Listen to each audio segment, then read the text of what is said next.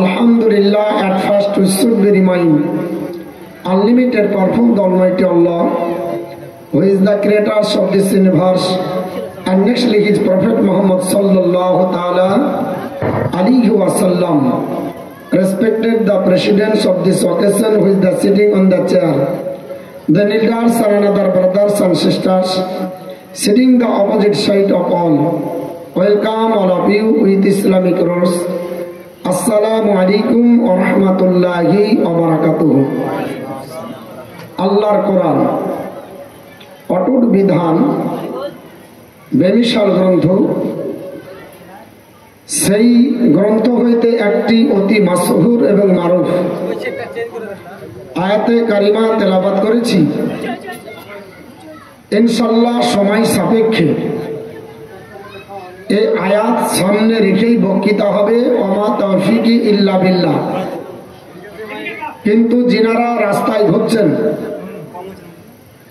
আমি তিনাদেরকে রিকোয়েস্ট করব, এটা হলো জালসা, এটা মেলা না, এটা জালসার মঞ্চ, জালসার মাহফিল।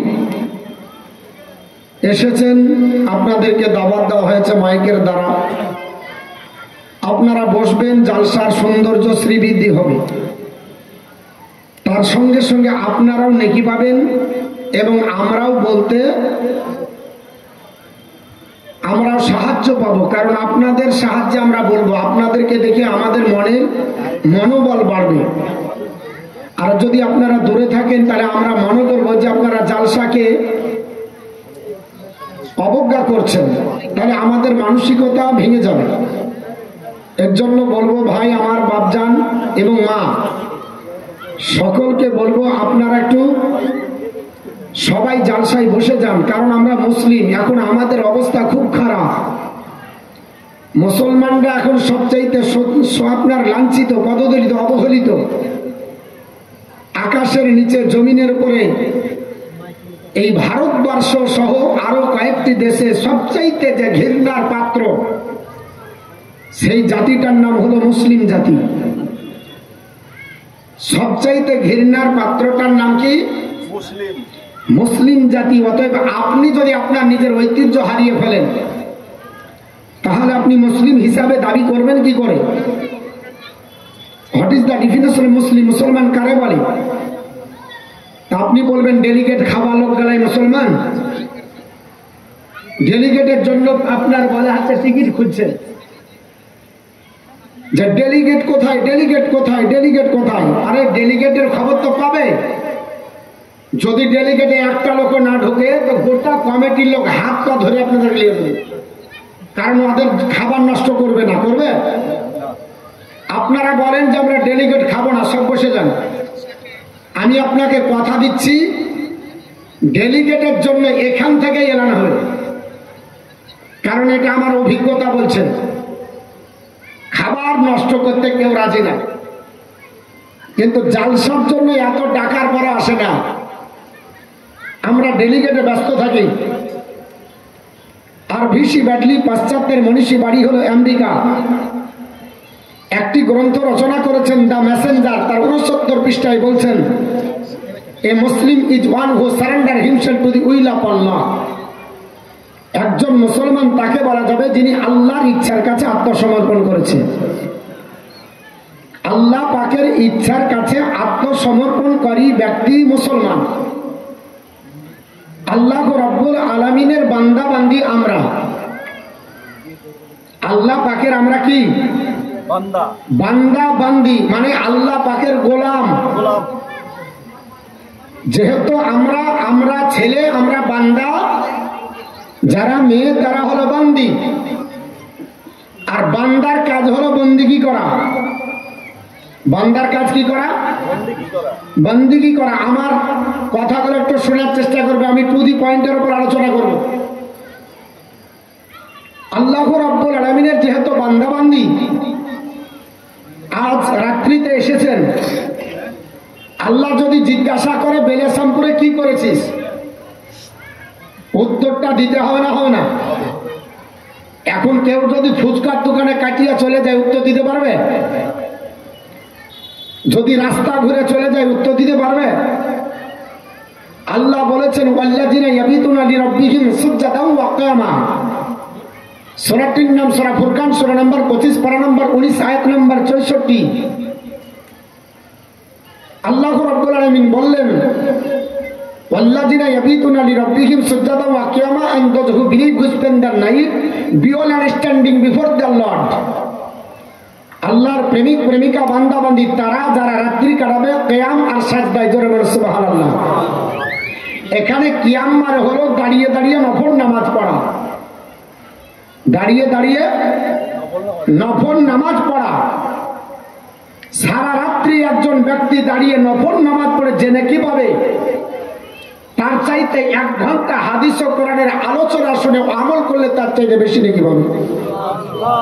আল্লাহর প্রেমিক প্রেমিকা বান্দা বান্দি যে হবে, আল্লাহ সংজ্ঞা দিচ্ছে সেই ব্যক্তি আমার এই ফর্মুলাতে আসতে হবে কি? ওয়াল্লাযিনা ইয়াবিতুনা লিরাব্বিহিম সুজদান ওয়া কিয়ামা। আমার প্রেমিক প্রেমিকা বান্দা বান্দি তারা যারা রাত্রি কাটাবে কিয়াম আর সাজদা। কিয়াম মানে দাঁড়িয়ে নফল নামাজ পড়া, আর সাজদা আমরা কম বেশি সবাই বুঝি। তাহলে সেজদা আর নফল নামাজে যারা কাটিয়ে দিল এরা প্রেমিক প্রেমিকা। আর নবীর হাদিস কোরআন, নবীর হাদিস এবং আল্লাহর কোরআন শিক্ষার জন্য 1 ঘন্টা বসে পড়া, 1 ঘন্টা আলোচনা শোনা, এটা সারা রাত্রি নফলের চাইতে উত্তম। তাহলে বাজার ঘুরবেন না মাহফিলে বসবেন? একটু জোরে বলতে হবে, বাজার না মাহফিল? মাহফিলে বসবো। তাহলে নিশ্চয় আল্লাহ পাকের কোরআনের সংজ্ঞা অনুযায়ী সবাই কিন্তু প্রেমিক প্রেমিকা না। যারা প্রেমিক প্রেমিকা হবে তারা আসন বেঁধে নিয়েছে, যারা প্রেমিক প্রেমিকা হবে তারা জায়গা দেখে নিয়েছে। কিন্তু আমরা নামধারী তো মুসলমান।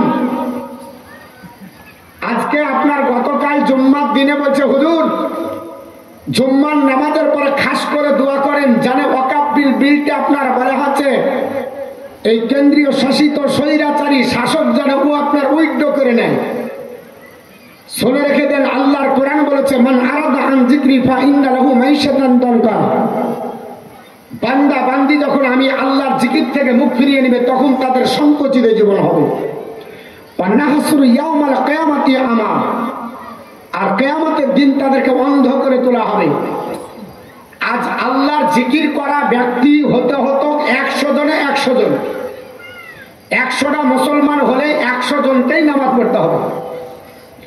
100 জন মুসলমান হলে 100 জনকেই সত্য বলতে হবে। 100 জন মুসলমান হলে 100 জন মুসলমানকে হাদিস ও কোরআনের জ্ঞান অর্জন করতে হবে।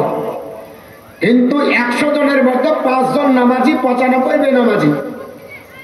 100 জন আপনার বলা হয়েছে গ্রামের সদস্যর ভিতরে 5 জন আপনার বলা হয়েছে কোরআন পড়া জানে, 95 কোরআন পড়তে জানে না।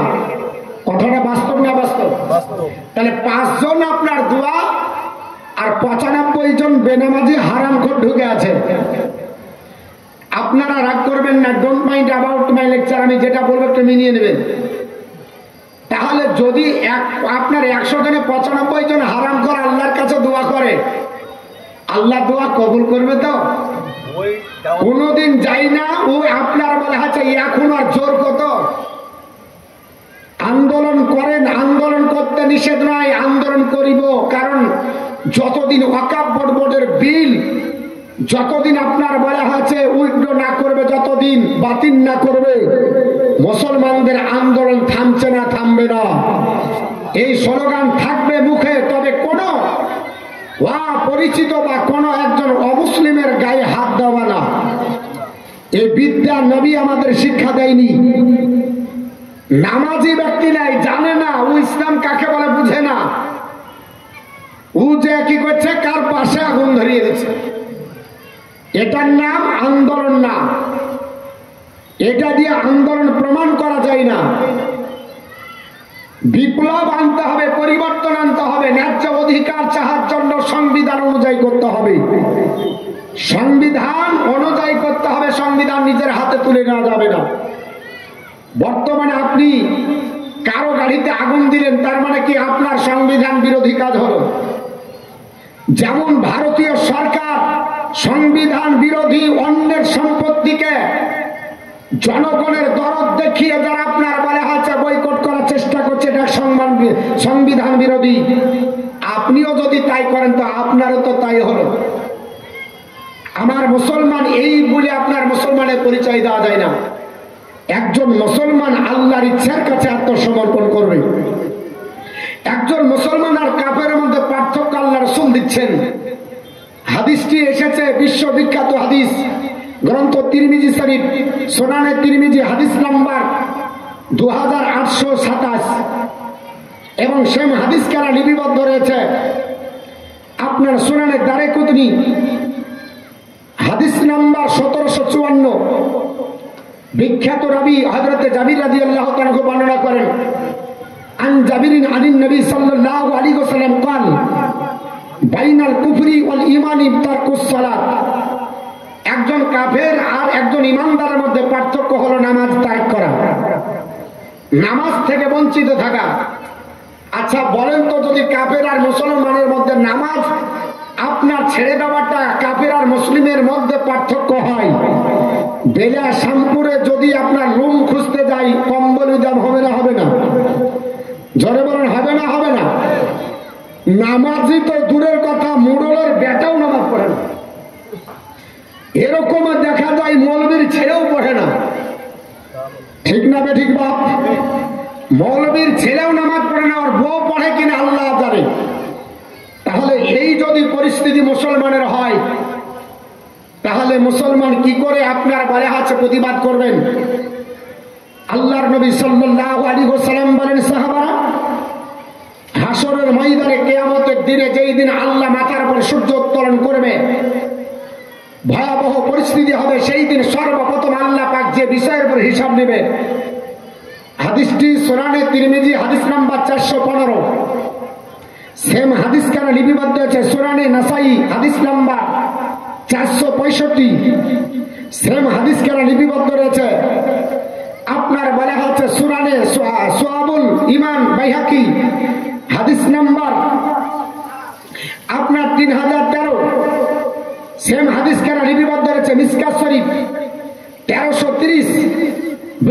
সাহাবী হযরতে আবু হুরায়রা রাদিয়াল্লাহু তাআলা বর্ণনা করেন, আন আবি হুরায়রা ক্বালা সামিতু রাসূলুল্লাহি সাল্লাল্লাহু তাআলা আলাইহি ওয়াসাল্লাম ইয়াকুলু, আবু হুরায়রা বর্ণনা করেন নবী পাক সাল্লাল্লাহু আলাইহি ওয়াসাল্লামকে বলতে শুনেছি, নবী আমার বলেন, ইন্নামা আউয়ালু মা ইউহাসিবু বিহিল আবদি মিন আমালিহি সালাতুহু, হাসরের ময়দানে সর্বপ্রথম আল্লাহ পাক বান্দা বান্দির যে বিষয়ের উপরে হিসাব নেবে সেটা হলো নামাজ।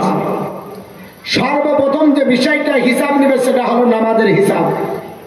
কত বড় বক্তা আল্লাহ দেখবেন না, কত বড় হাফেজ আল্লাহ দেখবেন না, কত বড় আপনার মাওলানা আল্লাহ দেখবেন না, কত বড় আপনার বড় হাতের দেশের নেতা দেখবেন না, কত বড় আপনার টাকাওয়ালা আল্লাহ দেখবেন না। নামাজের হিসাবটা আল্লাহ পাক সর্বপ্রথম নেবে। আপনার বলা হয়েছে ওয়া ইনসালুহা, নামাজ যদি সঠিক হয় তাহলে কাদ আফলাহা, সে আপনার বলা আছে সাফল্য হলো, ওয়া আনজাহা, নাজাত প্রাপ্ত হয়ে গেল। ওয়া ইন ফাসাদাত, আর নামাজ যদি কুলসিত হয় তাহলে লাকা, আপনার বলা আছে ফাকাদ খাবা ওয়া খাসিরা, সে হতাশাগ্রস্ত এবং বিপদগ্রস্ত হলো। একজন ব্যক্তি যদি কাফের থাকে, যদি 10টার সময়তে আপনার বলা আছে, এখন যদি রাত্রি 10টার সময় কলমা পড়ে মুসলমান হয়, সর্বপ্রথম এখন তার কাজ কোনটা আগে জরুরি? আল্লাহর নবী বলছে সঙ্গে সঙ্গে কলমা পড়ার পরে পৃথিবীর সব কাজ একদিকে, তোমার উপরে নামাজ সঙ্গে সঙ্গে ফরজ হয়ে গেল। আল্লাহর নবী সাল্লাল্লাহু আলাইহি সাল্লাম বলছে, সাহাবীরা, আন আবি মালিকুল আসসাই আন আবিহি ক্বালা কানা রাসূলুল্লাহ সাল্লাল্লাহু আলাইহি ওয়াসাল্লাম ইজা আসলামার রাজুল, আল্লাহর নবীর সাহাবী হযরতে আবি মালিক আসসাই, তিনি তার বাপের সূত্রে বর্ণনা করে বলেন যে নবী পাক সাল্লাল্লাহু আলাইহি ওয়াসাল্লাম যখন কোনো মানুষকে ইসলাম কবুল করাতেন, ইন্না আউয়ালা ইউআল্লিমুনাস সালাত, সর্বপ্রথম মুসলমান করার পরে নবী আমার নামাজের শিক্ষা দিতেন। জোরে বলো সুবহানাল্লাহ। আমাদেরকে নামাজ আগে শিক্ষা দিতেন। কলমা পড়েছো, পৃথিবীর সব কাজ ব্যতীত তোমাকে এবার নামাজ শিখতে হবে। আও ক্বালা আল্লামাহুস সালাত, অথবা নবী যাকেই কলমা পড়াতেন তাকে আগে নামাজের শিক্ষা দিতেন। 60 বছর হয়ে গেল নামধারী মুসলমান, এখনো নামাজ কাকে বলে বুঝেই না।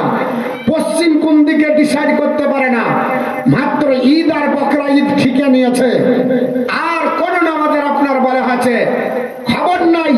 তা সত্ত্বে আবার ঈদ আর বকরা ঈদে সাংস্কৃতিক অনুষ্ঠান কি করতে হবে, 15 দিনের মেলা। এই রকম নামাজের দ্বারা কাজ হবে? জয় বলেন না, মেলা হয় না? হয় না? ঈদ উপলক্ষে মেলা দেওয়া যাবে? ঈদ উপলক্ষে মেলা চলবে? এ মুসলমান আপনার বারে আছে নামাজ শিখতে পারে না, কোরআন শিখতে পারে না, আর আজকে আপনার ঈদ উপলক্ষে সাংস্কৃতিক অনুষ্ঠান মেলা দিচ্ছে, সাংস্কৃতিক আপনার অনুষ্ঠান করছে। আল্লাহ রাব্বুল আলামিন আপনার বলে আছে পবিত্র কোরআন দিয়েছে, আপনার হাতে সময় পেলেন, আপনি ঈদের মাহফিলে আপনার বলে আছে থেকে আসলেন, আসার পরে আপনি 8 দিন ছুটি পেলেন, মাস্টার ডাক্তার যে হন না কেন, রাজমিস্ত্রি যে সম্প্রদায়ের লোক হন না কেন, আপনি বাইরে থেকে এসেছেন, এখন বাড়িতে ফিরি আপনি মাদ্রাসায় এসে কোরআনটা শিক্ষা করেন। নাহলে বলছে এখন 10 দিনে এসেছি আনন্দ করে চলে যাব। আনন্দ করার জন্য ইসলাম আপনার এই মাধ্যম অবলম্বন করতে বলেনি। আল্লাহর কোরআন, আল্লাহ রাব্বুল আলামিন বলেছে, ইন্না আনজালনা আলাইকাল কিতাবা লিন-নাসি বিল হক, we have revealed this book to the into for mankind. হাবিব, আমি আল্লাহ আপনার উপর কোরআন অবতীর্ণ করেছি মানুষের কল্যাণের জন্য। জোরে বল সুবহানাল্লাহ। কোরআন কেন এসেছে? মানুষের কল্যাণের জন্য। ভারতবর্ষের মাটিতে আজকে মুসলমান লাঞ্ছিত, পদদলিত, অবহেলিত, ঘৃণিত, কিন্তু কোরআন বলছে না, আমি এসেছি মানুষের কল্যাণের জন্য। মানুষ আপনার রোগে পড়বে, শোকে পড়বে, বিপদে পড়বে, টেক রিফিউজ ইন মাই কোরআন, আমি আল্লাহর কোরআনের শরণাপন্ন হবে। Any problem I will be solve, আমি তোমাদের সব সমস্যার সমাধান আল্লাহর কোরআন দেব। জোরে বল সুবহানাল্লাহ। এর জন্য মাদ্রাসায় কোরআন পড়ানো হয়। আপনার বলা আছে ইফ ইউ রিড দা কোরআন, তুমি যদি কোরআন পড়ো ইউ উইল ফাইন্ড গুডনেস, তোমার নেকি হবে। আল্লাহর বান্দা বান্দির সময় পেলে না, আল্লাহর কোরআন পড়ার সময় হলো না, তাছাড়া কোরআনকে মধ্যে স্পর্শ করো, ই উইল ফাইন্ড গুডনেস, তবুও তোমার নেকি হবে। ছুতেও যদি না পারো, লুক এট দ্য কোরআন, কোরআনের দিকে তাকাও, ই উইল ফাইন্ড গুডনেস, তবুও তোমার নেকি হবে। জোরে বলুন সুবহানাল্লাহ। আল্লাহর কোরআন দেখলেও নাকি, আল্লাহর কোরআন পড়লেও নাকি, আল্লাহর কোরআন ছুলেও নাকি, কারণ কোরআনই যে বান্ডিং মিরাকল, কোরআন আল্লাহর জ্বলন্ত মজেদা। জোরে বলি সুবহানাল্লাহ। পৃথিবীর জমিনে অথেন্টিক কিতাব, আসমানের নিচে জমিনের উপরে কোরআনের চাইতে আর আছে কোনো অথেন্টিক গ্রন্থ আছে? আল্লাহর জ্বলন্ত মজেদা হলো কোরআন। এই কোরআন আল্লাহর জ্বলন্ত মজেদা থাকা সত্ত্বেও মুসলমান পৃথিবীর জমিনে আপনার জ্ঞান অর্জনের জন্য সকালবেলায় আনন্দবাজারের পাতা খুঁজে, গণশক্তির পাতা খুঁজে, টেলিগ্রাফের পাতা খুঁজে, আপনার বলে আছে কলম পত্রিকা খুঁজে। আরে কোরআনের ভিতরে সমগ্র বিশ্বের জ্ঞান আমার আল্লাহ দান করেছে। এমন আপনার জ্ঞান নাই যা কোরআনের ভিতরে দেওয়া হয়নি। Quran is a religious book in which Allah has given the knowledge of the whole world. Quran এমন একটা ধর্মগ্রন্থ, সমগ্র বিশ্বের জ্ঞান আল্লাহর কোরআনের ভিতরে আমার আল্লাহ দান করেছে। এমন আপনার কোরআন এমন একটা ধর্মগ্রন্থ, পৃথিবীর জমিনে চূড়ান্ত সংবিধান Quran. Quran is the ultimate constitution for human race. Quran হলো মানব জাতির জন্য চূড়ান্ত সংবিধান। পৃথিবীতে যত সংবিধান রচনা হয়েছে 254টি দেশে, এই সংবিধানের রচয়িতাকারী সবই হলো মোল্লা। আপনার আমার মতো একজন মানুষ, তারা মেন বুদ্ধি মগজকে কাজে লাগিয়ে তারা মানুষকে আপনার বলে আছে পশুত্ব থেকে দূরে রাখার জন্য, সংঘবদ্ধ মানুষকে আপনার বলে আছে সমাজবদ্ধ রাখার জন্য, মানুষের আপনার সোসাইটিকে ঠিক রাখার জন্য, মানুষের ন্যায্য প্রাপ্ত বুঝিয়ে দেওয়ার জন্য, মানুষের ন্যায্য অধিকার পাইয়ে দেওয়ার জন্য ভারতবর্ষ থেকে শুরু করে আপনার বলে হচ্ছে 254টি দেশে সংবিধান রচনা হয়েছে। তবে এই সংবিধানগুলো যারা রচনা করেছে সবাই মোল্লা। আর আল্লাহ পাক যে মানুষের জন্য চূড়ান্ত সংবিধান দিয়েছে, এটা হলো কোরআন। এটা কোনো মোল্লার রচনা নাই, এটা হলো স্বয়ং আল্লাহর। কার বলেন? যারা বলেন আল্লাহর। মোল্লার জ্ঞান কি আল্লাহর সমান হবে? যারা বলেন আল্লাহর সমান হবে? আমা অতীতুম মিনাল ইলমি ইল্লা কলিলা। আল্লাহ বলে বান্দা বান্দি, আমি আপনার তোমাদের জ্ঞান দিয়েছি সামান্য। 100% জ্ঞান আল্লাহর, 0% জ্ঞান হলো মোল্লার। এই কোরআনের ভিতরে সমগ্র বিশ্বের জ্ঞান আমার আল্লাহ দান করেছে। এর জন্য ইফ ইউ রিড দ্য কোরআন, আপনি যদি কোরআন পড়েন, আপনার ইফ ইউ টিচ ইউর সন্ধানের জাবদা কোরআন, আপনার ছেলে মেয়েকে আপনি কোরআনের শিক্ষা দেন, কোরআন উইল টিচ ইউর সন্ধানের জাবদা হোল আল। আপনার ছেলে মেয়েকে কোরআন সারা বিশ্বের জ্ঞান দিবে। জোরে বলুন, সারা বিশ্বের জ্ঞান কোথা থেকে পাওয়া যাবে? একটু জোরে বলতে হবে। সারা বিশ্বের জ্ঞান কোরআনে পাওয়া যাবে। এখন কোরআন বাদ দিয়ে অন্যদিকে দৌড়াচ্ছেন। কোরআন বাদ দিয়ে যদি দৌড়ান হবে না। কোরআনের জ্ঞান রাখুন, হাদিসের জ্ঞান রাখুন, নারায়ে তাকবীর দিবেন, আপনার হাত থেকে কাফেরদের তরবারি নিচে ঝরে পড়ে যাবে। এটা পরীক্ষিত, এটা কোনো গল্প না, এটা কেসা না, এটা নবীর প্র্যাকটিক্যাল জীবনের ঘটনা। অর্থাৎ সেই কোরআন আছে, সেই হাদিস আছে। আজকে পৃথিবীতে 1/3 মুসলমান, এত গলি গলি আন্দোলন হচ্ছে, তাও কেন লুম হইছে না? আমার কথা বুঝতে পারছেন? ঈমান শক্ত নাই। আমার কথা বুঝতে পারছেন বা? আমি হয়তো আপনাদের মন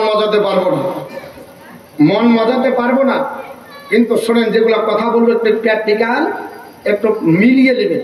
আজ আমরা মুসলমান জনসংখ্যা তো কম না, সমীক্ষকগণ বলছে যে প্রায় 180 কোটি পার হয়ে গেছে। যদি 750 বা 850 কোটি মানুষের মধ্যে যদি শুধু মুসলমান হয় 180 কোটি, তাহলে মুসলমান জনসংখ্যায় কম কি?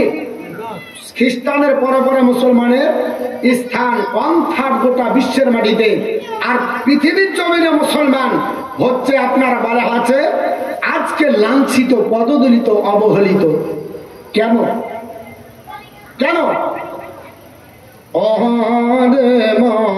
আমি ভাইয়া অবজ হয়ে চলবে কত দিন, আজ ভাঙা চাবামরি মাসে দিন, কাল ভাঙিবে তাজমহল, আজ ভাঙা চাবামরি মাসে দিন, কাল ভাঙিবে তাজমহল।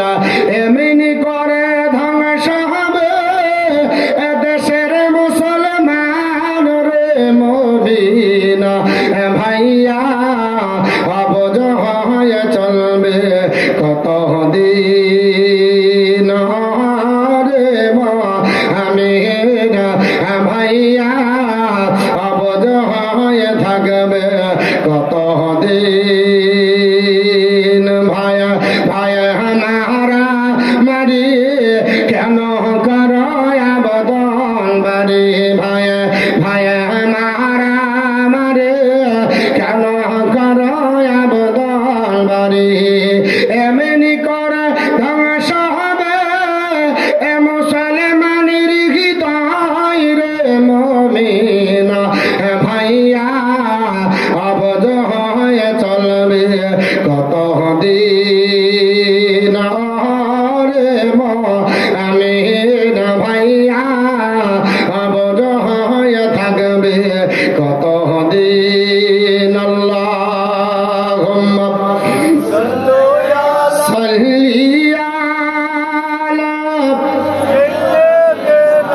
মাওলানা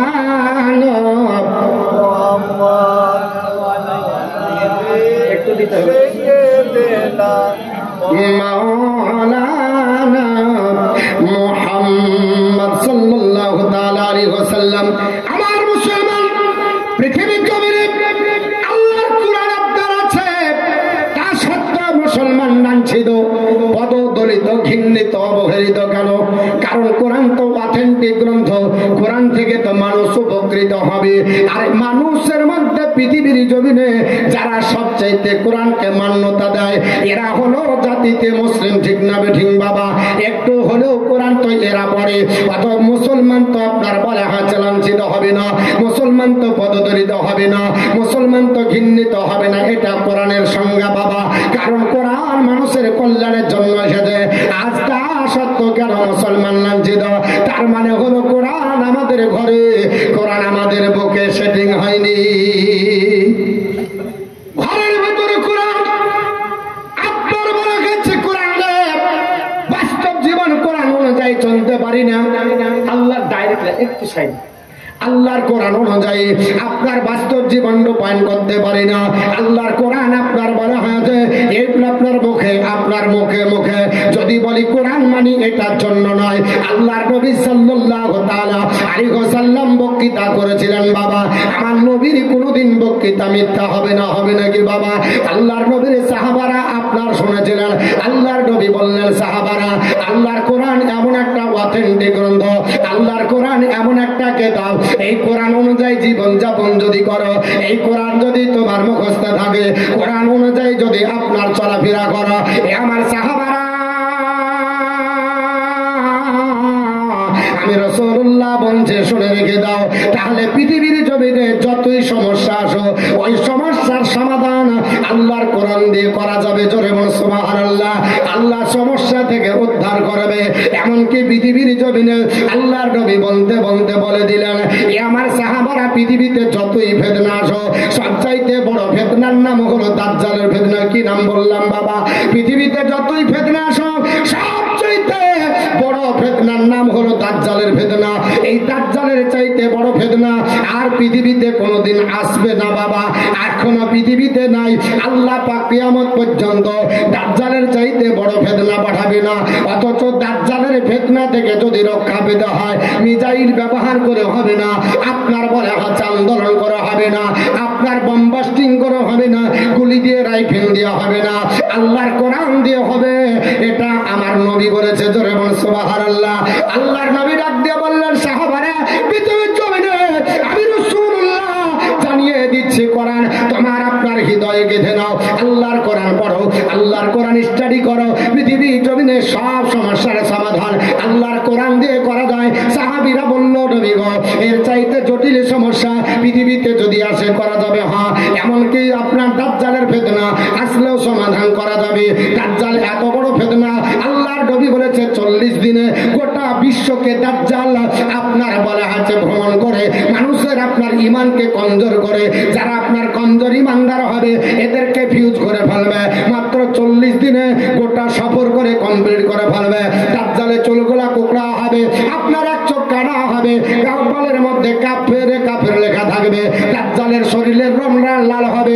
দাজ্জাল আপনার বলে আছে এত শক্তি আল্লাহ পাক পৃথিবীতে দেবে, দাজ্জালকে আপনার মুখে এত আল্লাহ পাক আপনার বলে আছে শক্তি দিবে যে আপনার বলে আছে জমিনের নিচে আপনার কিছু নাই, ওরবার আপনার জমি ফসল কোনোদিন হয়নি। দাজ্জাল বলবে যা আগামীতে, এই দাজ্জাল বলবে তোমার এই জমিনের ভিতর থেকে সোনা আপনার বের হবে। দাজ্জালের কথা দে সোনা আপনার বেরিয়ে যাবে, চাঁদি বের হবে, চাঁদি আপনার বেরিয়ে যাবে। তারা কমজোর ইমানদার হবে, দাজ্জালকে আপনার মেনে নেবে। পৃথিবীর জমিনে মুসলমান এই দাজ্জালের ফিতনা থেকে যদি রক্ষা পেতে হয়, আল্লাহর নবী বলেছে তাহলে তোমাকে আল্লাহর কোরআন পড়তে হবে। সাহাবী রাসূল পৃথিবীর জমিনে বললেন ইয়া রাসূলুল্লাহ কোরআন পড়লে হবে। নবী বললেন সাহাবা আল্লাহর কোরআন পড়লে হবে।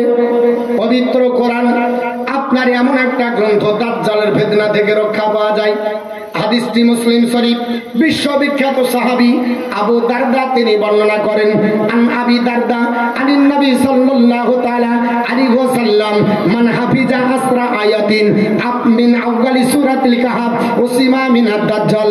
আল্লাহর নবী বললেন সাহাবারা পৃথিবীর জমিনে এমন আপনার বলা হয়েছে সমস্যা আসবে, এই সমস্যার সম্মুখীন আপনার দাজ্জাল যদি আসে, এই দাজ্জালের মোকাবেলা করার জন্য পৃথিবীর জমিনে আর আপনার অন্য কিছু লাগবে না, আল্লাহর কোরআন পড়ো। আপনার বলা হয়েছে মান হাফিজা আসরা আয়াতিন, যে আল্লাহর বান্দা কোরআনের 10টা আয়াত মুখস্থ করবে। কোন 10টা আয়াত? প্রথম মিন আউয়ালি সূরাতিল কাহফ, সূরা কাহফের প্রথম 10 নম্বর। জোরে বল সুবহানাল্লাহ। আল্লাহর নবী বললেন ইয়া রাসূলুল্লাহ, ইয়া রাসূলুল্লাহ জিন্দাবাদ, মাসলাক আলা হযরত জিন্দাবাদ, হযরত আল্লামা মাওলানা মতিউর রহমান সাহেব জিন্দাবাদ, খাজা কা দামান জিন্দাবাদ, গৌস কা দামান জিন্দাবাদ, নবীবা কা দামান জিন্দাবাদ, নারে তাকবীর, আল্লাহু নারে রিসালাত। ইয়া রাসূলুল্লাহ আল্লাহর নবী বললেন সাহাবারা মান হাফিজা আসরা আয়াতিল মিন আউয়ালি সূরাতিল কাহফ উসিমা মিনাদ দাজ্জাল।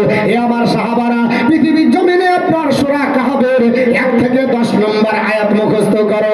1 থেকে 10 নম্বর আয়াত যদি মুখস্থ করো, আমি রাসূলুল্লাহ বলতেছি তোমার বাড়িতে আপনার উসিমা মিনাদ দাজ্জাল, এই দাজ্জালের ফিতনা থেকে আল্লাহর কোরআন নিরাপত্তা দিবে। জোরে বল সুবহানাল্লাহ। আর পৃথিবীতে মুসলমানের ঘরে কোরআন আর মুসলমান মুখে হ্যান্ডি প্লাস মেরে কথা বলতে পারে না। মুসলমান আপনার চিন্তা ভাবনা করছে আমাদের কি হবে, আমাদের কি হবে, আমাদের যদি মুসিবত হয় আমরা কোথায় যাব। মুসলমান পৃথিবীর জমিনে আল্লাহর কোরআন বুকে ধারণ করুন, আল্লাহর কোরআন স্টাডি করুন, আল্লাহর কোরআন পড়াশোনা করুন। আপনার চিন্তা হবে না, আপনার ভাবনা হবে না, কারণ কোরআন থেকে সব সমস্যার সমাধান করা যায়। আজকে কোরআন বাড়িতে রেখে আপনি চিন্তা ভাবনা করে আল্লাহকে ছেড়ে মোল্লার পেছনে ঘোরেন। আল্লাহ পাক বলে দিয়েছে এ আমার বান্দা বান্দিরা ওয়ামাইয়াত্তাকাল্লাহু ফাহুয়া হাসবুহু, যে ব্যক্তি আল্লাহর উপর ডিপেন্ড করে আমি আল্লাহ তার জন্য যথেষ্ট। জোরে বল সুবহানাল্লাহ। আল্লাহ যদি যথেষ্ট হয়ে যায় আমার মোল্লার কোনো দরকার আপনার হবে না। হবে নাকি? আল্লাহ পাক যদি আমার হয়ে যায় মোল্লার কোনো দরকার নাই। কোরআন যেহেতু আল্লাহর, হয়ে যাব আমি আল্লাহর, আমার আল্লাহ হয়ে যাবে। বান্দাকে আপনার বলা হয়েছে আল্লাহ মাদাত করবে। এর শিক্ষাটা নবী আমার পৃথিবীর জমিনে বদরের বন্দরে দেখিয়ে দিয়েছে আঙ্গুল দিয়ে। সাহাবারা শুনে রেখে দাও, আমরা 313 হতে পারি, 1000 তারা হতে পারে, তবে ভয় করবে না, আমাদের সঙ্গে আল্লাহ আছে। আমার আল্লাহ পাক ডাক দিয়ে বলেছে ইয়া আইয়ুহাল্লাযীনা আমানুস্তাঈনু বিস-সাবরি ওয়াস-সালাহ ইন্নাল্লাহা মা'আস-সাবিরিন। আমার আল্লাহ পাক বলেছে বান্দা বান্দি আমি আল্লাহর কাছে যখন চাইবে নামাজ পড়ে ধৈর্য ধারণ করে চাও, আল্লাহ পাকের কাছে চাইতে গেলে আপনার নামাজটা আগে লাগবে। মুসলমানের পরিচয় যেহেতু নামাজ, ইমানদার, নামাজ পড়ে ধৈর্য ধারণ করে আল্লাহর কাছে চান। আল্লাহ পাক বলে ইন্নাল্লাহা মা'আস-সাবিরিন, নিশ্চয় আমি আল্লাহ পাক সবরকারী ব্যক্তিদের সঙ্গে আছে। অপর জায়গায় মহান আল্লাহ পাক সূরা বাকারার 45 নম্বর আয়াতে বলে ওয়াস্তাঈনু বিস-সাবরি ওয়াস-সালাহ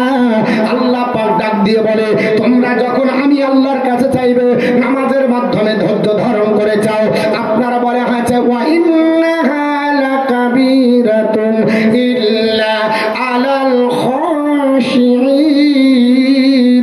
আল্লাহ পাক কোরআনে বলেছে নিশ্চয় নামাজ পড়ে ধৈর্য ধারণ করে আল্লাহর কাছে চাওয়াটা কঠিন কাজ, তবে সবার জন্য নয়। যারা আপনার মুখলিস বান্দা হবে, আল্লাহর খালিস বান্দা হবে, নবী পাকের যারা গোলাম হবে, এরা নামাজ পড়ে আল্লাহর কাছে দোয়া করে বলবে অত ইজ্জু মান্তাসা অত জিল্লু মান্তাসা, আল্লাহ তোমার কাছে আমি হাত তুলেছি, আল্লাহ তুমি যদি ইজ্জত দাও পৃথিবীর কোন মানুষ বেজ্জত করতে পারবে না, আর তুমি যদি বেজ্জত করো পৃথিবীর কোন মোল্লা ইজ্জত দিতে পারবে না। আল্লাহর কাছে দোয়া করো, কিন্তু আগেই বলেছি 95টা বেনামাজি নামাজ না পড়ে আপনার হুররা দিয়ে মাথায় টুপি আর পাঞ্জাবি পরে বলছে কি আমরা মুসলমান, মাথায় টুপি আর পাঞ্জাবি আর আপনার জুব্বা পরে লাইনে দাঁড়িয়ে গেলে মুসলমান প্রমাণ করা যায় না। মুসলমান পৃথিবীর জমিনে মুসলমান আপনার হবার জন্য অনেক কিছু শর্ত প্রমাণ হয়। এরা হচ্ছে নামধারী মুসলমান। আল্লাহ পাকের আপনার কাঠগড়াবে দাঁড়িয়ে গেলে সব আপনার বলা হয় যে কাটছাট হয়ে বাদ হয়ে যাবে, কারণ পৃথিবীর জমিনে অনেক দাড়ি রাখা লোক দেখা যায়, এরা তো মুসলমান ছিল না। আপনি দাড়ি টুপি আর আপনার পাঞ্জাবি দিয়ে যদি বিচার করেন, রণজিৎ সিং মুখে দাড়ি রেখেছিল, মুসলমান বলা চলে না। উমেশ চন্দ্র বন্দ্যোপাধ্যায় দাড়ি রেখেছিল, মুসলমান বলা চলে না। সুরেন্দ্রনাথ বন্দ্যোপাধ্যায় দাড়ি রেখেছিল, মুসলমান বলা চলে না। আপনার বলা হয়েছে পৃথিবীর জমিনে রামকৃষ্ণ পরমহংসদেব মুখে দাড়ি রেখেছিল, মুসলমান বলা চলে না। পাহিয়ানের মুখে দাড়ি ছিল, মুসলমান বলা চলে না। সীমান্ত গান্ধী দাড়ি রেখেছিল, মুসলমান বলা চলে না। গোপাল কৃষ্ণ গোখলে আপনার বলা হয়েছে দাড়ি রেখেছিল, মুসলমান বলা চলে না। আপনার পৃথিবীর জমিনে বিশ্বকবি রবীন্দ্রনাথ ঠাকুর মাথায় আপনার মুখে দাড়ি রেখেছিল, মুসলমান বলা চলে না। টুপি আর পাগড়ি বলা হবে। রাজা রামমোহন রায় পাগড়ি পরেছে, আজও ইতিহাসের পাতায় নামটা দেখা যায়, মুসলমান বলা চলে না। স্বামী বিবেকানন্দ মাথায় পাগড়ি পরেছে, মুসলমান বলা চলে না। স্বামী দয়ানন্দ সরস্বতী মাথায় পাগড়ি পরেছে, মুসলমান বলা চলে না। বাল গঙ্গাধর তিলক মাথায় টুপি পরেছে, মুসলমান বলা চলে না। বঙ্কিমচন্দ্র চট্টোপাধ্যায় মাথায় টুপি পরেছে, মুসলমান বলা চলে না। লালা লাজপত রায় মাথায় টুপি পরেছে, মুসলমান বলা চলে না। দীনবন্ধু মিত্র মাথায় টুপি পরেছে, মুসলমান বলা চলে না। ভগৎ সিং মাথায় টুপি পরেছে, মুসলমান বলা চলে না। দিল্লি চলো বলে আজও আহ্বান করে আঙ্গুল তুলে মূর্তি সেজে বসে আছে। নেতাজি মাথায় টুপি পরেছে, মুসলমান বলা চলে না। স্বাধীন ভারতের প্রথম প্রধানমন্ত্রী পণ্ডিত জওহরলাল নেহরু মাথায় টুপি পরেছে, মুসলমান বলা চলে না। স্বাধীন ভারতের প্রথম রাষ্ট্রপতি ডক্টর রাজেন্দ্র প্রসাদ মাথায় টুপি পরেছে, মুসলমান বলা চলে না। মুসলমান হতে গেলে আল্লাহর ইচ্ছার কাছে আত্মসমর্পণ করতে হবে। আল্লাহর কাছে চাইবে বান্দা আমি আল্লাহ দেব, আমি আল্লাহ দেব না বলিনি, কিন্তু আমি আল্লাহর কাছে চাওয়ার মতো খোদা তোমায় ডাকতে জানি না, আরে ডাকারে মতো ডাকিলে খোদা কেমন শুনলেন না, খোদা তোমায় ডাকতে জানি না। দেখেছেন নবী আলী খোদার সামনে গেছে মিহিলি দিয়েছেন পরে দেখলে শিকেরা না,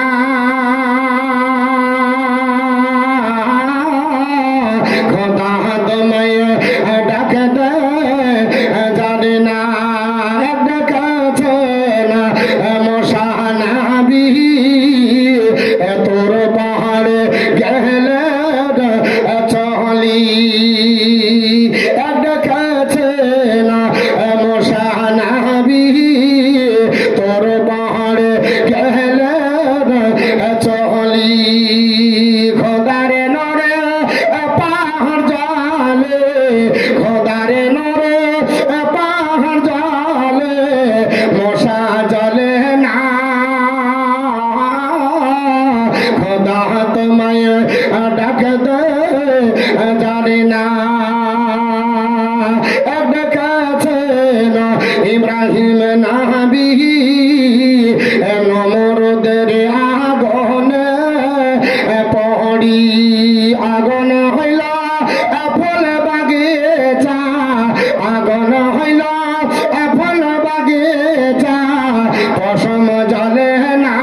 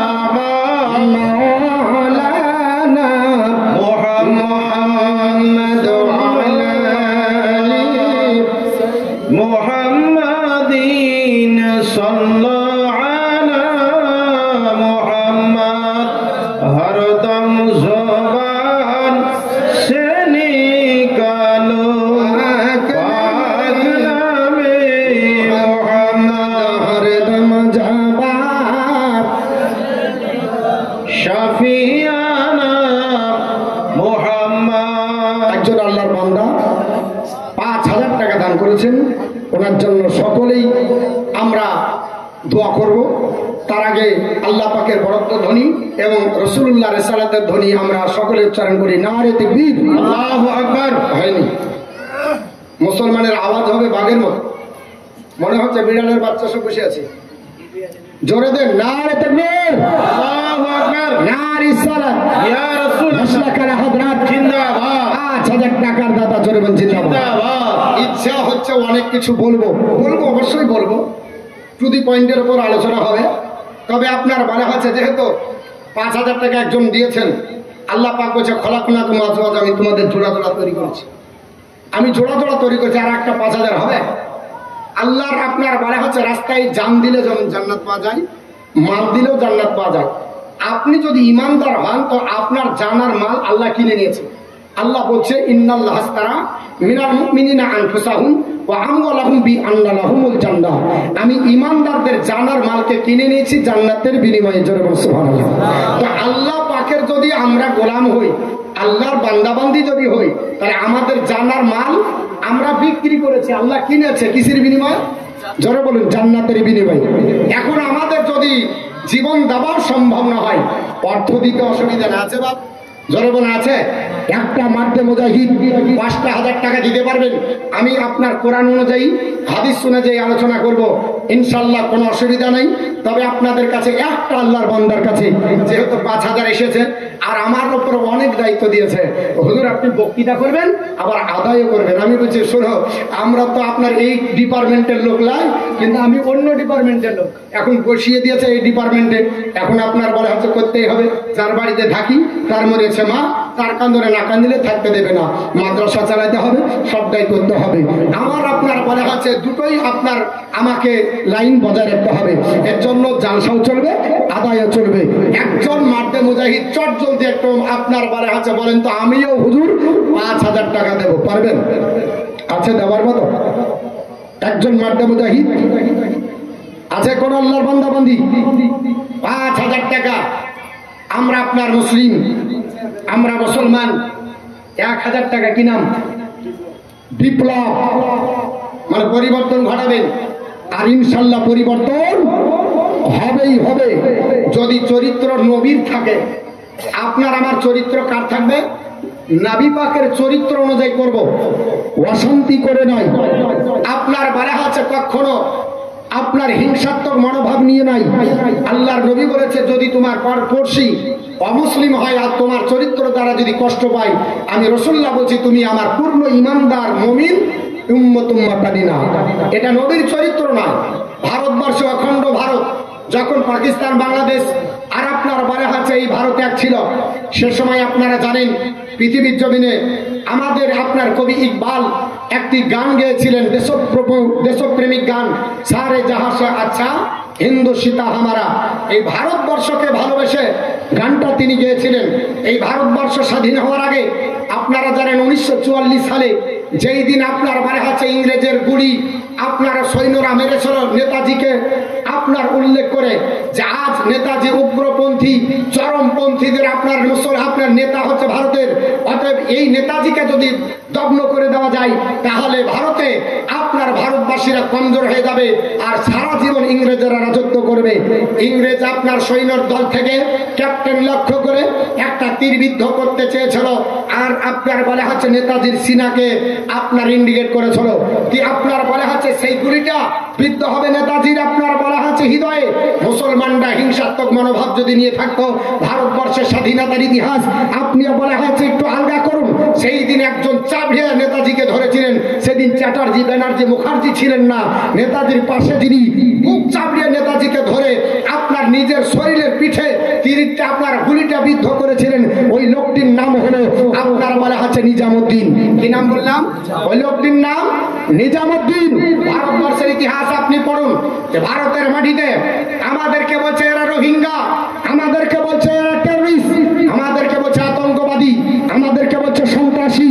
যে সন্ত্রাসকে নির্মূল করে অখণ্ড ভারতের মাটিতে এই আপনার বলা হচ্ছে মুসলমানরা 63,000 প্লাস আপনার জীবন দিয়ে 52,000 শুধু আপনার আলিম উলামা হাফেজকারী জীবন দিয়ে যারা এই ভারতবর্ষকে রক্ত রঞ্জিত করে ভারতকে স্বাধীন করেছে, এদের উপরে আঙ্গুল তুলে আজকে বলছে এরা উদ্বাস্ত, এদেরকে বলছে যে এরা দেশপ্রেমিক নাই, এরা দেশদ্রোহী। আস্তাগফিরুল্লাহ। আমরা ভারতকে এত ভালোবাসি, তার উদাহরণ ভারতবর্ষের স্বাধীনতার ইতিহাসে যিনি আপনার বলা হচ্ছে নেতাজির প্রধান সেনাপতি ছিলেন, যিনি আপনার নেতাজির কাছে ছিলেন, ওই লোকটির নাম হচ্ছে শাহনাজ খান। কি নাম বললাম ভালো করে বোঝেন? লোকটির নাম হলো শাহনাজ খান। এই লোকটি ভারতবর্ষের মাটিতে যখন 1947 সালে আপনার ভারত স্বাধীন হবার পরে দিল্লির লাল কেল্লাতে আপনার বলা হচ্ছে আপনার পৃথিবীতে লাল বাহাদুর শাস্ত্রী আপনার তখন আপনার প্রধানমন্ত্রী ছিলেন, তখন আপনার বলা হচ্ছে দিল্লির লাল কেল্লাতে আপনার জওহরলাল নেহরুর নেতৃত্বে ওই ইন্ডিয়ান পতাকা যিনি আপনার বলা হচ্ছে তুলবে, ইন্ডিয়ান পতাকা যিনি উড়াবে, সেই দিন চ্যাটার্জি ব্যানার্জি মুখার্জি ছিল না, দিল্লির লাল কেল্লাতে উঠার মতো সাহস একজনে জুগিয়েছিলেন, তার নাম হলো শাহনাজ খান। কি নাম বললাম? তার নাম হলো শাহনাজ খান। লাল বাহাদুর শাস্ত্রীর আপনার বলা হচ্ছে আমলে কেন্দ্রীয় তিনি মন্ত্রী হয়েছিলেন, ওই লোকটির নাম হলো আপনার শাহনাজ খান। ভারত আর পাকিস্তান এক হয়ে গেল, ওনার জমি জায়গা সব পড়ে গেল পাকিস্তানে, আর আপনার শাহনাজ খান আপনার ভারত থেকে তাকে জিজ্ঞাসা করলে আপনি ভারতে থাকবেন না পাকিস্তানে যাবেন? শাহনাজ খান বলেছিল যে জন্মভূমি আমার হচ্ছে ভারত, যেখানে আমার মা আমাকে জন্ম দিয়েছে, যেখানে আব্দুল মালিক ইসলাম পৃথিবীতে এসেছে, এই পৃথিবীর ভারত ছেড়ে পাকিস্তানে আমি যাব না। তিনি জমি জায়গা সব ত্যাগ করে ভারতকে মহাব্বত করে ভারতে থেকে গেলেন, তার ঘর বাড়ি ওই দিকে থেকে গেল। 1965 সালে ইতিহাস আলগা করুন, 1965 সালে পাকিস্তানের সঙ্গে ভারতের যুদ্ধ হয়েছিল। 1965 সালে ভারতের সঙ্গে পাকিস্তানের যুদ্ধ হলো, তখন আপনার বলা হচ্ছে পাকিস্তানের সেনার ক্যাপ্টেন হয়েছিল এই শাহনাজ খান ছেলে, আর শাহনাজ খান তখন হচ্ছে কেন্দ্রীয় আপনার মন্ত্রী লাল বাহাদুর শাস্ত্রীর আমলে। তখন তাকে জিজ্ঞাসা করা হয়েছিল যে একে আপনার বলা আছে মন্ত্রী পদ থেকে বরখাস্ত করা হোক, পদচ্যুত করা হোক। কেন? যার ছেলে ভারতের বিপক্ষে আপনার যুদ্ধ করবে। উনি বলেছিলেন যে আমার ভারতের বিপক্ষে সে আমারও বিপক্ষে। যুদ্ধ হলো, শেষ পর্যন্ত পাকিস্তানের পরাজয় হয়ে তার ছেলে আপনার বলা আছে গুলিবিদ্ধ হয়ে ভারতের সৈন্যের হাতে প্রাণ হারানো। জিজ্ঞাসা করা হয়েছিল শাহনাজ খানকে, শাহনাজ খান তোমার ছেলের মরা মুখটা দেখবে। উনি বলেছিলেন যে আমার ভারতের দুশ্মন সে আমারও দুশ্মন। এটা ভারতের ইতিহাসে লেখা আছে। আর আমাদেরকে বলছে এরা দেশদ্রোহী। আপনারা কটা সঙ্গ দিয়েছিলেন যেই দিন ইংরেজ নজরবন্দি করেছিল নেতাজিকে, সেই দিন নেতাজি তাদের চোখে আপনার বালি ছিটিয়ে নজরবন্দি থেকে পালিয়ে তখন জার্মানে যান। জার্মানের প্রেসিডেন্ট ছিলেন আপনার বলা আছে তখন কে? হিটলার। হিটলারকে বলল যে আপনার হিটলার সাহেব আমাকে জাপান যেতে দেন, একটা সাবমেরিন দেন, আমি 3 মাস ধরে পানির তলতাল সমুদ্র আপনার পার করে যাব। সেই দিন তিনি আপনার সঙ্গ দিয়ে যে গেছিলেন, যাবার পরে জাপানে উঠেছিলেন সঙ্গী চ্যাটার্জি ব্যানার্জি মুখার্জি, আপনার কোনো ব্যক্তি ছিল না। সেই দিন যে আপনার বলা আছে নেতাজির সঙ্গ লাভ করেছিলেন, সেই লোকটার নাম কি? ছেলেটাকে মুসলমান আবিদ হোসেন। উঠান ইতিহাস। মনে করছে মৌলবীরা পাগলা বুকা বুঝে না, আমাদেরকে বুকা বানাচ্ছে। ইতিহাস আমরা জানি না, আমরা ইতিহাস পড়িনি। ভারতবর্ষের মাটিতে মুসলমান সবচাইতে বেশি আপনার প্রাণ দিয়েছে, আর সবচাইতে বেশি আলিমারা দিয়েছে। আর আজকে বলছে এরা রোহিঙ্গা, আজকে বলছে এরা দেশদ্রোহী। আমরা দেশদ্রোহী না, দেশপ্রেমিক গান আমরা গেয়েছি। এবং এটাও লেখা আছে হাদিস লাই, তবে এটা লেখা আছে ইউহিব্বুল ওয়াতনি ফিল ঈমান। এটা হাদিস না, কিন্তু একটা কোটেশন যে নিজের মাতৃভূমিকে ভালোবাসে ঈমানের অঙ্গ। আমরা দেশকে ভালোবাসি, আমরা দেশকে শ্রদ্ধা করি, আমরা দেশের কানুনকে মানি, আমরা ভারতবর্ষের সংবিধানকে মাথার তাজ বলে মানি। তবে যদি কোরআন বিরোধী হয় তাহলে মানতে পারবো। ভালো করে কোরআনের যদি বিপক্ষে দেয় মানবো না। আসুন বাপ, একটা কোন আল্লাহর বান্দা 5,000 টাকা দিতে পারবেন? বলবো ইনশাল্লাহ, বলবো ইনশাল্লাহ।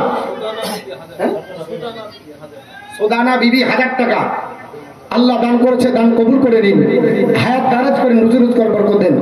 জমিনিবালা আল্লাহ জমিনে দাফন করুন, আসমানিবালা আসমানে উঠিয়ে জোরে বলেন আল্লাহুম্মা আমিন। একজন ব্যক্তি 5,000 টাকা দিতে পারবো না। একজন কোন আল্লাহর বান্দাবান্দি নাই। 1 কুইন্টাল গম দিতে পারবো না, 1 কুইন্টাল ধান দিতে পারবো না, 1 কুইন্টাল ভুট্টা দিতে পারবো না, 5,000 টাকা দিতে পারবো না। এই মাদ্রাসা আপনাদের আমাদের ছোট্ট ছোট দানে এই মাদ্রাসা আপনার চলে। এই মাদ্রাসায় আর্থিক আপনার সংকট, যে মাদ্রাসাকে পরিকল্পিতভাবে আপনার বলা হচ্ছে কেন্দ্র শাসিত সরকার আপনার বলা হচ্ছে কুলসিত করে, এটাকে আপনার বলা হচ্ছে জঙ্গিবাদের আখড়া বলে তারা আপনার সম্বোধন করে। আপনার বলা হচ্ছে আসামে 614টা খারিজিয়া মাদ্রাসা বন্ধই করে দেওয়া হয়েছে, মুসলমান এবং মাদ্রাসার সিলেবাস তুলে দেওয়া হচ্ছে। আপনাদেরকে বলবো, এই মুসলমান যদি আপনি মাদ্রাসার দিকে লক্ষ্য না রাখেন তাহলে তো আপনার মাদ্রাসাকে টিকিয়ে রাখা মুশকিল হবে। একজন মাদ্দে মুজাহিদ আল্লাহ পাকের আপনার বলা হচ্ছে রাস্তায় নবী পাকের মাদ্রাসায় একজন আল্লাহর কোন বান্দা 5,000 যদি না পারে 2,500 টাকা করে দুজন দেন। কোন মা 5,000 টাকা 5 জন মা একটু চটজলদি দেন, আমি নিয়ে দোয়া করে আমি ইনশাল্লাহ আগামীতে আগের দিকে একটু বেড়ে যাব। আছে কোন আল্লাহর বান্দাবান্দি 1,000 টাকা করে দেওয়ার মতো নাই? আল্লাহর কোরআনের ফাজিলাত বর্ণনা করছিলাম, কোরআন পড়তে বলছিলাম। আমার আল্লাহ পাকের নবী বিশ্ব নবী বললেন সাহাবারা আপনার বারে হাতে মানকার আল কোরআনা ওয়া আমিলা বিমা ফিহি উলবিসা ওয়ালিদাহু তাজান ইয়াউমাল কিয়ামতি দাউহু আহসানু মিন দাউইশ শামস। যে কোরআন পড়ে আর ওর উপর আমল করে আল্লাহ পাক ওই ব্যক্তির পিতামাতার মাথার উপরে হাসরের ময়দানে একটা নূরের টুপি পরাবে যেটা সূর্যের জ্যোতি অপেক্ষা বেশি উজ্জ্বল হবে। জোরে বলুন। 1,000-2,500 টাকা দেওয়ার মতো নাই। এতগুলো লোকের মধ্যে কেউ নাই, মন আমরা খুলতে পারবো না। একজন মাদ্দে মুজাহিদ বলেন বাপ চলে গেছে, মা চলে গেছে, আত্মীয় স্বজন গেছে, সাদকায়ে জারিয়া হিসাবে কোরআনের আপনার বলা আছে শিক্ষার জন্য হাফেজে কোরআন হবে, আল্লাহর কোরআন মুখস্থ করবে, আল্লাহর কোরআন পড়বে, এর জন্য সাহায্য করবে মাদ্রাসাকে। আপনার আর্থিক আপনার বলা হয়েছে আর্থিকভাবে সাহায্যের হাতটা একটু বাড়াবেন, মাত্র 2,500 টাকা করে। আমি আপনাদের কাছে দুটো চেয়েছি আর 5টা মা 1,000 টাকা করে। কমিটির লোক আছে? কমিটির লোক আছে? কমিটি কে আছে? হ্যাঁ, ভলেন্টিয়ার পাঠাতে হবে। মায়েদের কাছে 5টা মার কাছে 1,000 করে 5,000 আর আপনাদের দুটো আপনার 2,500 করে 5,000 আমি একটু নিব, নিয়ে দোয়া করে ইনশাল্লাহ কোরআনের ফাজিলতের উপর আলোচনা হবে। কোরআন পড়লে কি হয়, কেন কোরআন পড়ি, আজকে আপনার কোরআন পড়ার কি আপনার বলা হয়েছে এর গুণগত মান আছে, কোরআন পড়লে কি লাভ হবে, দিন দুনিয়া কি আলোকিত হবে, এর উপরে ইনশাল্লাহ আলোচনা করব। যেহেতু মাদ্রাসা শিক্ষার উপরেই ইনশাল্লাহ আলোচনা একটু করব। 1,000 টাকা করে মারা 5টা দিবেন, 2,500 টাকা করে দুজন। আমি আব্বাজান বাপজান ভাইজানের কাছে চেয়েছি, আসুন একটু তাড়াতাড়ি। কেউ দিয়েছে? 2জন দিয়েছে 500 করে 1,000 আর একজন 100। আল্লাহ দান কবুল করেন, আল্লাহ হাত দারাজ করেন, রোজগার বরকত দেন। জোরে বলেন আল্লাহুম্মা আমিন। একজন ব্যক্তি একটাও 2,500 হলো না? একটা 2,500 হলে একটু হাতটা তুলতাম, দোয়া করতাম। আমি গুনাহগার আপনাদের সকলকে নিয়ে, একটা কোন আল্লাহর বান্দাবান্দি নাই গো। মাত্র 2,500 টাকা দিতে পারবো না? মাদ্রাসা চালানো কঠিন হয়ে যাবে। আপনাদের এই ছোট ছোট দানে এই মাদ্রাসা চলে, আপনারা যদি না দেন কে দিবে? মাদ্রাসার তো আর্থিক কোনো ইনকাম অন্যদিকে নাই, জমি জায়গা সেরকম তো আপনার মনে হয়েছে আছে কিনা আমার জানা নাই। তবে আমরা জানি মাদ্রাসা মানেই হচ্ছে এতিমখানা, গরিব ঘর। এখানে টাকা আপনারা দেন তাই মাদ্রাসা চলে। একটা আল্লাহর কোনো বান্দা 2,500 টাকা দিতে পারবেন না? যদি আজ না হয় কাল দেবে। যদি বলেন হুজুর আজকে নিয়ে আসিনি, কাল দিব, পরশু দিব, আপনি লিখে রাখেন, পরে দিবেন। একটা কোনো ব্যক্তি নাই 2,500 টাকা দিব। আল্লাহুম্মা সাল্লি আলা সাইয়্যিদিনা মাওলানা মুহাম্মদ ওয়া আলা আলি সাইয়্যিদিনা মাওলানা মুহাম্মদ সাল্লাল্লাহু তাআলা আলাইহি ওয়াসাল্লাম। আমার মুসলমান বলার উদ্দেশ্য হলো আল্লাহর কোরআন নিজে পড়েন, অপরকে পড়ান। আল্লাহর নবী বলেছে সাহাবারা খায়রুকুম মান তাআল্লামাল কোরআন ওয়া আল্লামা। আল্লাহর বান্দা বান্দীদের মধ্যে ওই ব্যক্তি সর্বোত্তম যে নিজে কোরআন পড়ে অপরকে পড়ায়। হে মুসলমান, নবী বললেন সাহাবারা আল্লাহর বান্দা বান্দী যদি আল্লাহর কোরআন বাড়িতে পড়ো, ওই বাড়িটা আল্লাহর রহমতে ভরে যায়। জোরে বল সুবহানাল্লাহ। ওই বাড়ি বাড়িতে আল্লাহর রহমতি ফারিস্তারা আপনার শামিয়ানা টাঙিয়ে রাখে। জোরে বলুন সুবহানাল্লাহ। এর উপরে কোন হাদিস আছে কিনা আমি গল্প বলছি না, হাদিস আছে, একটু টালি করুন। হাদিসটি মুসলিম শরীফের মধ্যে আল্লাহর নবীর সাহাবী হযরতে আবু সাঈদ খুদরি রাদিয়াল্লাহু তাআলা বর্ণনা করে। আর যার জীবনে ঘটনা ঘটলো ওই সাহাবীটার নাম হলো হযরতে উসাইদ ইবনে হুযাইর। হযরতে উসাইদ ইবনে হুযাইর আল্লাহর নবীর কাছ থেকে শুনলেন, আল্লাহর নবীর পবিত্র জবানে শুনলেন। আল্লাহর নবী বলেছিলেন, এ সাহাবীরা বাড়িতে কোরআন পড়ো, আল্লাহর রহমতে ফারিস্তারা তোমার বাড়ি সামিয়ানা করবে। আল্লাহর আপনার নূর তোমার বাড়িতে রহমত হয়ে ধরে পড়বে। আল্লাহর আপনার বলে আছে বান্দা হযরতে উসাইদ ইবনে হুযাইর আসার পর বাড়িতে রাত্রি বেলাতে আল্লাহর কোরআন আপনার খুলে পড়তে আরম্ভ করেছে। ফাকারা যেমনি আপনার কোরআন শুরু করে দিয়েছে আপনার পড়তে বাবা সঙ্গে সঙ্গে দেখা যায় ওই অবস্থায় আপনার পরে হাতে কোরআন পড়ে। আর আপনার কি ঘটনা ঘটলো, যেমনি তিনি কোরআন পড়লেন ইজা জালাত ফারাসাহু, তার আপনার আস্তাবলে একটা ঘোড়া বাঁধা ছিল। ঘোড়া যেখানে বাঁধা রাখা হয় ওটাকে আস্তাবল বলা হয়। হযরত আপনার উসাইদ ইবনে হুযাইর বলে আস্তাবলের থেকে নজর পড়ে গেল আর আপনার ঘোড়াটা আমি দেখলাম লাচি আরম্ভ করেছে। জোরে বলুন ফিরোজ নামে। ফিরোজ ফিরোজ নামে ১,০০০ টাকা দিয়েছে। আল্লাহ দান কবুল করে জরুন আল্লাহুম্মা আমিন। কিন্তু ২৫০০ হলো, ২৫০০ এখনো হলো না। আচ্ছা, সেক্রেটারি কেসিআর সভাপতি সদস্য কমিটি বিন্দু ইনারা কোথায়? হ্যাঁ, মানে যার ২০০০ মনে নাই পাড়াপড়শির ঢোম না, আর চ্যারিটি বিজ্ঞান স্যার ঢোম নিজের থেকে শুরু করেন আগে, তবে তো দেখা দেখি মানুষ উঠবে।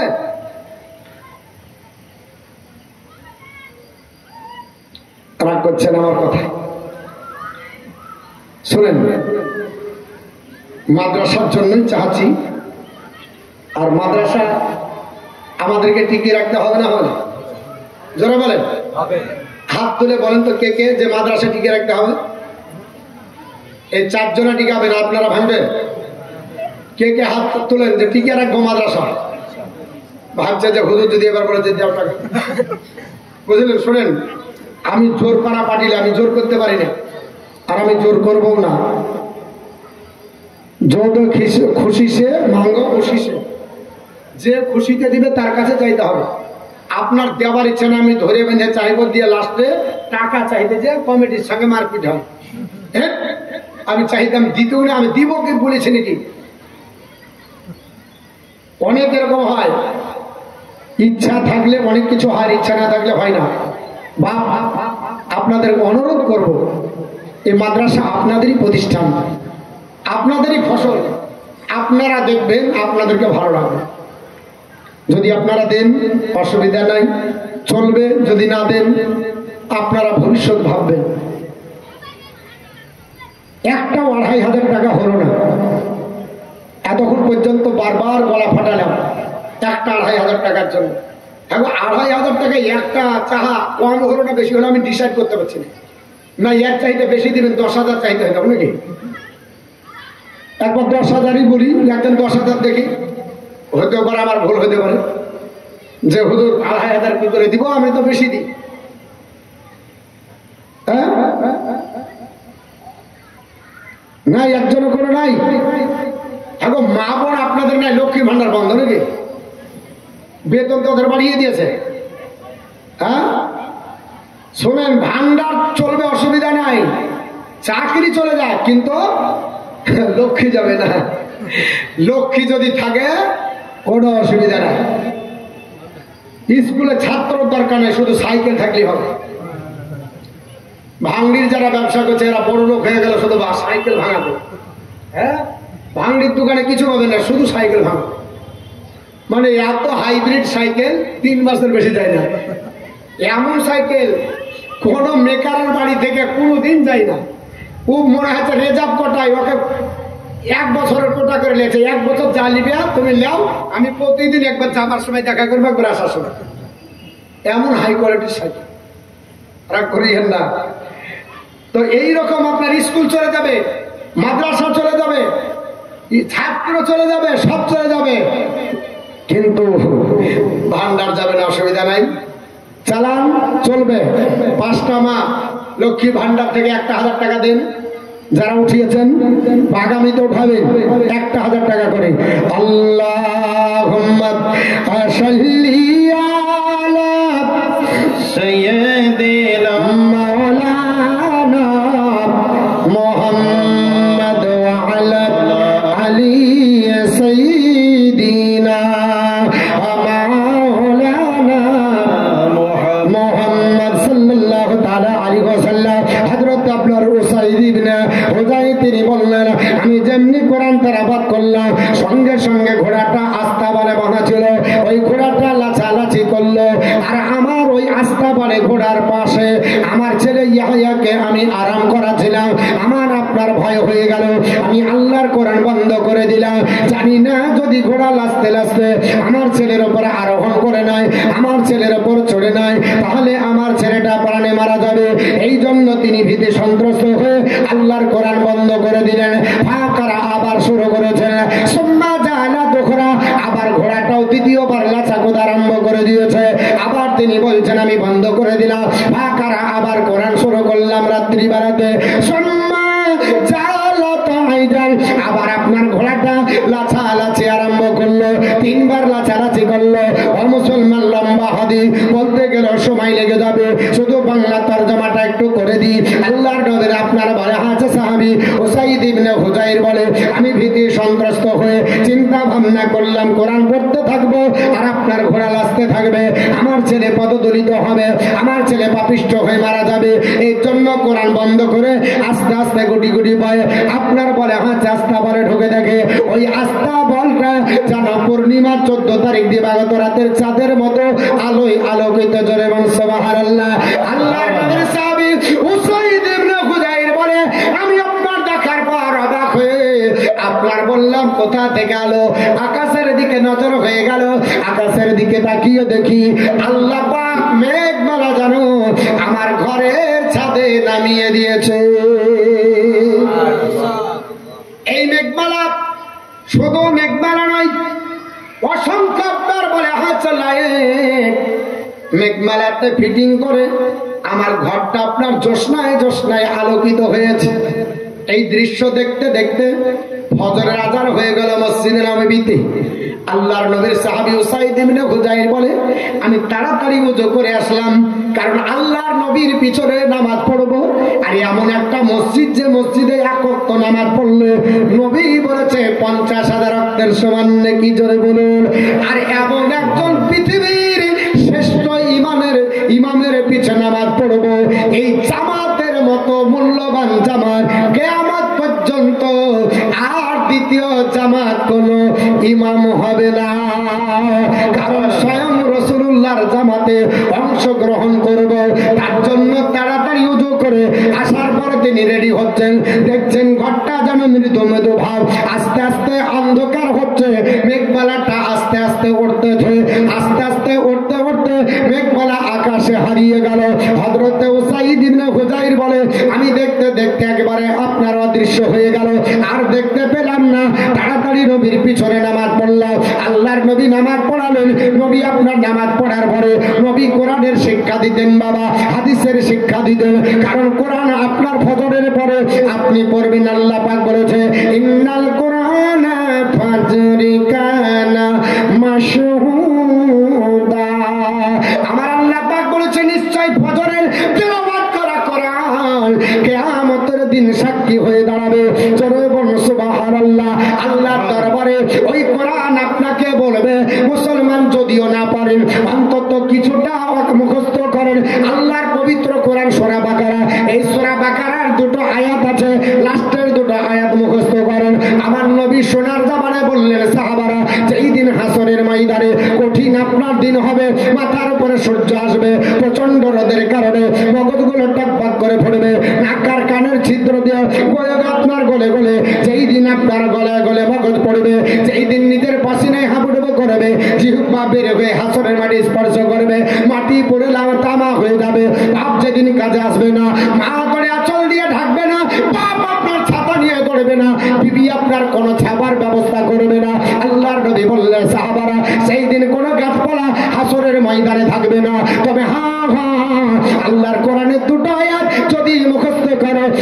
আল্লাহ পাক তোমার মাথার উপরে আপনার ছায়া করে দাঁড়িয়ে দেবে। জোরে বলুন সুবহানাল্লাহ। হাদিসের মধ্যে এসেছে 3 প্রকার হতে পারে। আপনার বলা হয়েছে ছায়া হয়ে দাঁড়াবে মেঘমালার মতো, অথবা হতে পারে আপনার বলা হয়েছে ছায়া করবে সামিয়ানার মতো, অথবা হতে পারে আপনার ছায়া করবে পাখির ঝাঁকের মতো। যে কোনো প্রকার আসার পরে মাথার উপরে দাঁড়িয়ে যাবে। আল্লাহর নবীর আপনার ভাষা বিশ্ব নবী বলে ওই সময় আল্লাহর ফারিস্তারা জিজ্ঞেস করবে আপনারকে মাথার উপরে ছায়া দান করেছে, বৃক্ষ নাই, ছাতা নাই, গাছপালা নাই, কেমন করে ছায়া? ওই আপনার কোরআনের জবান খুলে যায় বলবে আমরা সূরা বাকারার লাস্টের দুটো আয়াত। সুবহানাল্লাহ সুবহানাল্লাহ। ওরে সুবহানাল্লাহ হয়নি? সুবহানাল্লাহ। কারণ সুবহানাল্লাহ বললে নাকি হয় 2500 টাকা গামছায় চাদরে। মেয়েদের দিক থেকে কিন্তু আমি মেয়েদের দিকে এটা চাইনি। 5 জন মায়ের কাছে 1000 করে চেয়েছে লক্ষ্মী ভান্ডার টাকা চান, বলেন গা। একজন দোলাল, দারুণ নাম, 2 লাল 1 লাল লাই, হ্যাঁ দিয়েছে আপনার 1000। আল্লাহ পাক দান কবুল করেন, জোরে বলেন আল্লাহুম্মা আমিন। আমার মুসলমান, তা আপনার বলছিলাম যে কিয়ামতের দিন হাসরের ময়দানে ছায়া যদি পেতে হয় কোরআন পড়ুন, যদি নাও পড়তে পারেন কোরআন শুনুন। কোরআন পড়ার চাইতে বেশি নেকি শোনাতে, জোরে বলেন সুবহানাল্লাহ। কোরআন পড়ার চাইতে শোনাতে নেকি বেশি। আল্লাহর নবী বলছেন হে আব্দুল্লাহ ইবনে মাসউদ, তুমি পড়ো কোরআন, আমি তোমার কাছে কোরআন শুনতে বেশি ভালোবাসি। আল্লাহর নবী বললেন যে পড়ো। সাহাবী রাসূল বলতে ইয়া রাসূলুল্লাহ, আল্লাহ কোরআন আপনার উপর অবতীর্ণ করেছেন, আপনি আমাকে বলছেন? নবী আমার বললেন আমি পড়ার চাইতে শোনাতে বেশি আনন্দ পাই। নবী 2 জনের কাছ থেকে কোরআন শুনতেন, একজনের কাছে সবচেয়ে বেশি শুনতেন, যার নাম হচ্ছে হযরত আবু মুসা আশারী রাদিয়াল্লাহু তাআলা। হাদিসটি মুসলিমের মধ্যে এসেছে। আন আবি মুসা قال قال رسول الله صلى الله عليه وسلم لأبي موسى, আল্লাহর নবী সাহাবী আবু মুসা আশারী তিনি বলছেন, আমি আবু মুসা আশারীকে নবী সম্বোধন করে বললেন এ আমার সাহাবী, লাউ রাআইতুনি, তুমি যদি আমাকে দেখতে, ওয়া আনা আস্তামিউন লিকিরাতিকাল বারিহা, যে তুমি কিরাত করছো আর আমি শুনছি, ওটা যদি তুমি আমার দিকে তাকাতে তো তুমি বেশি খুশি হয়ে যেতে। জোরে বলো সুবহানাল্লাহ। মানে আমি এমন আগ্রহের সঙ্গে শুনছি। বলে কেন? আল্লাহ রাসূল বলছে সাহাবী, লাকাদ উতিতা, নিশ্চয়ই দেওয়া হয়েছে তোমাকে কি? আপনার মিজমারান মানে আওয়াজ, গলা, কণ্ঠ দেওয়া হয়েছে মিন মাজামিন আলী দাউদ, আল্লাহ তোমাকে দাউদ নবীর কণ্ঠ দিয়েছে। ধরে বলছো সুবহানাল্লাহ। এ সাহাবী আবু মুসা আশারী, তুমি যখন কোরআন তেলাওয়াত করো তোমার কণ্ঠে, আমি আল্লাহর নবী দাউদ আলাইহিস সালামের কণ্ঠ লক্ষণ করি। কেন? আল্লাহ পাক তোমাকে দাউদ নবীর কণ্ঠ দান করেছে। তোমার কণ্ঠ শুনলে দাউদ নবীর কণ্ঠ আবার স্মরণ হয়ে যায়। কারণ দাউদ নবী যখন জাবুর কিতাব তেলাওয়াত করতেন, দরিয়ার মাছ সব কিনারায় লেগে যেত। জোরে বলো সুবহানাল্লাহ। আল্লাহর নবী শোনাচ্ছেন, সাহাবীরা কোরআন পড়ছেন, শিখছেন। একটা কোন আল্লাহর বান্দা আর একটা 2500 হবে না গো? আমার বাপজান কেউ দিলেন না? এত সুন্দর কথা বলছি গো।